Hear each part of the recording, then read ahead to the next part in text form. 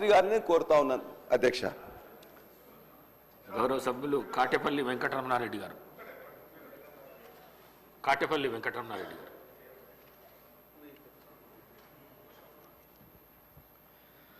అధ్యక్ష, మీ ద్వారా ఒక చిన్న విషయం సభలో ఉన్న సభ్యులందరికీ తెలియజేయాలనుకుంటున్నాను.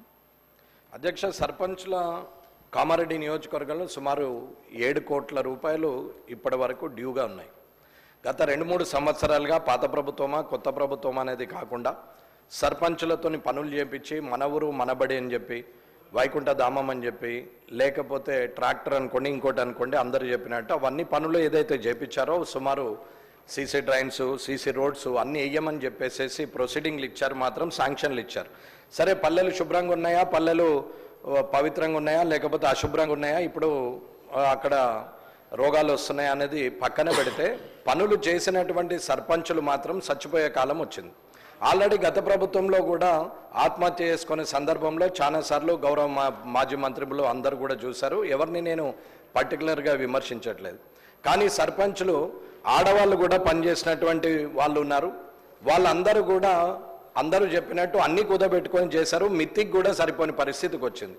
గత 3 సంవత్సరాలుగా స్కూళ్ళలో మన ఊరు మనబడి అని చెప్పి ఒక ప్రోగ్రాం పెట్టేసి అక్కడ బిల్డింగులు కట్టించేసి, వైకుంఠధామం అని చెప్పి అక్కడ పెట్టించేసి శాంక్షన్లు ఇచ్చిండ్రు తప్ప ఫైనాన్షియల్ అప్రూవల్స్ తీసుకొని ఇప్పటి వరకు కూడా వాళ్ళకు బిల్లు పేమెంట్లు రాలేవు.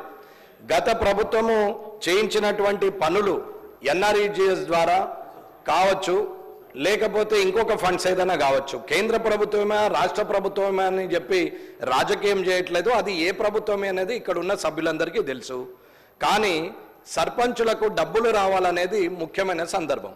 ఇక్కడ ఉన్నటువంటి పంచాయతీరాజ్ మినిస్టర్ కానీ, లేకపోతే ఫైనాన్స్ మినిస్టర్ కానీ, లేకపోతే ఫైనాన్స్ సెక్రటరీ అయినటువంటి రామకృష్ణారావు గారు కానీ, ఇక్కడున్న ముఖ్యమంత్రి గారు కానీ, శాసనసభ్యులు కానీ, ఇది ఒక్కరి సమస్య కాదు.